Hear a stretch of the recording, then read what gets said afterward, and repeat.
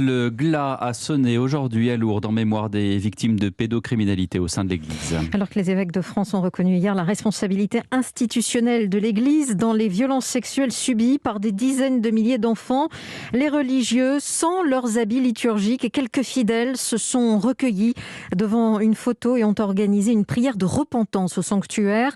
Lourdes deviendra en mars prochain un lieu de mémoire pour les 300 000 victimes estimées par le rapport Sauvé au sein de l'Église depuis les années 50.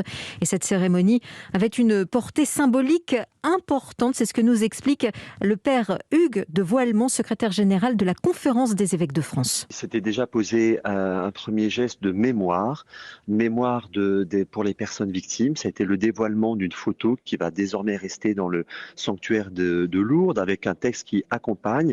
Alors la photo représente un enfant qui pleure. C'est une statue de pierre dans une église et c'est en effet pour ne jamais oublier de laisser cette mémoire pour les personnes victimes qui ont subi des violences et des agressions dans l'église. Cette matinée a été préparée avec des personnes victimes et c'est avec elles que cela a été vécu. Père Hugues de Voilemont, secrétaire général de la Conférence des évêques de France.